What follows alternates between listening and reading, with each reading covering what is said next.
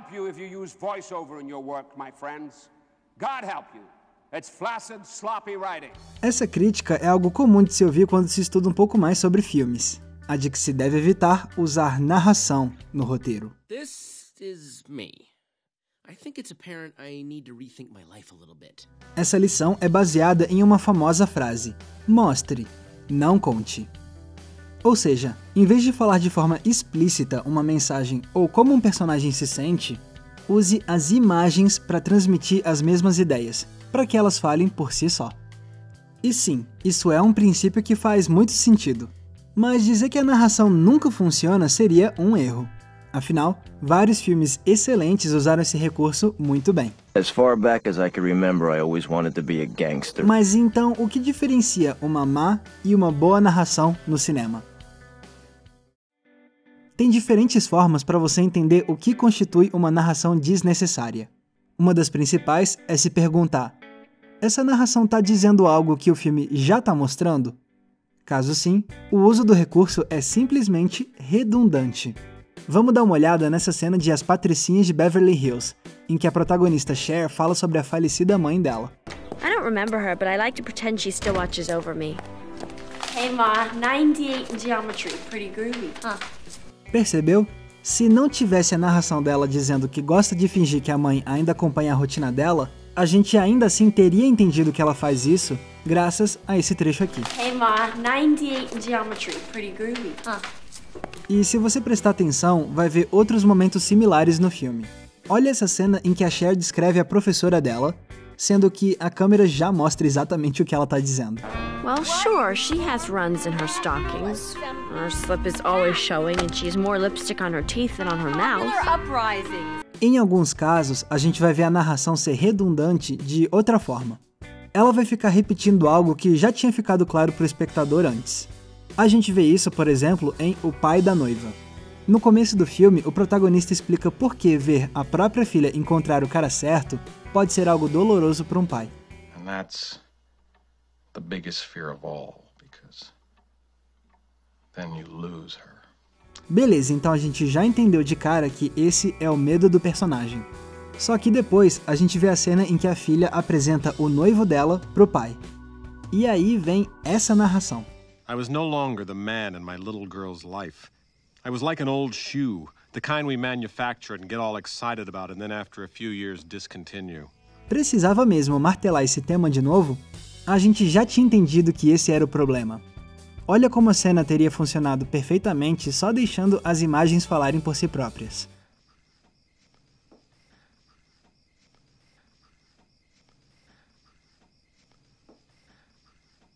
Ainda nessa linha, provavelmente o caso mais infame é o de Blade Runner.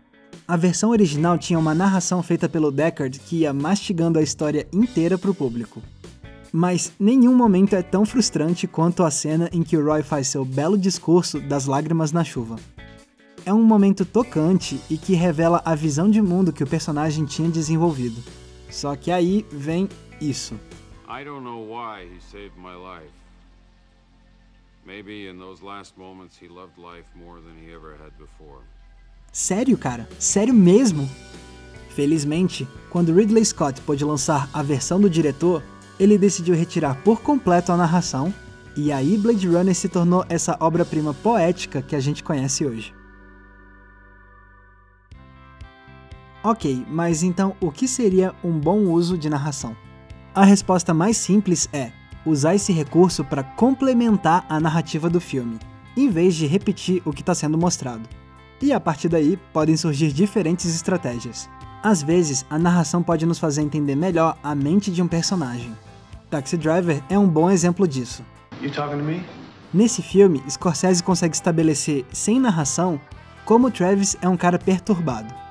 Mas o diretor também percebe que a narração pode expandir a caracterização dele, nos fazendo entender ainda mais até que ponto as ideias de Travis chegam.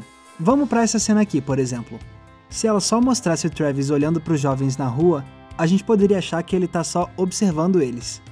Mas a narração entra aqui para nos mostrar que, na verdade, ele está julgando essas pessoas, e fazendo isso com um julgamento muito sombrio. Someday a real rain will come and wash all this scum off the streets. Em outros casos, a narração pode ser uma forma muito eficiente para situar o público em um contexto um pouco mais complexo. O primeiro exemplo que me vem à mente é outra obra-prima de Scorsese, Os Bons Companheiros. Nessa história, a gente é jogado em meio ao mundo do crime de Nova York, uma realidade cheia de regras próprias e de práticas que as pessoas comuns não conhecem. Drivers loved them. They used to tip them off about their really good loads, and of course everybody got a piece. Aqui, a narração guia a gente nesse meio criminoso, dando um ar quase documental. Algo que faz bastante sentido se a gente lembrar que esse filme é uma adaptação da biografia sobre Henry Hill. Outro filme que soube utilizar bem a narração para situar o público na trama foi Amnésia, de Christopher Nolan.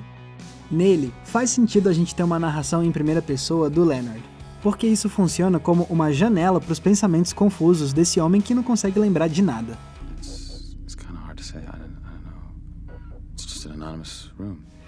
Aqui, a trama inteira se desenvolve pelo ponto de vista dele. Assim, a narração nos faz acompanhar toda a investigação que o protagonista faz dentro da própria mente. E levando em conta que a estrutura narrativa de Amnésia ainda por cima é muito complexa, o recurso funciona também para não alienar demais o público. Outras vezes, boas narrações ajudam a estabelecer o tom da história.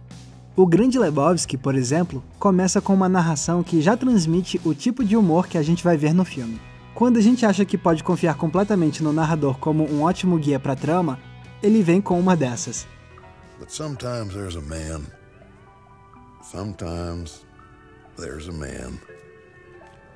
Wow. Lost my train of thought here.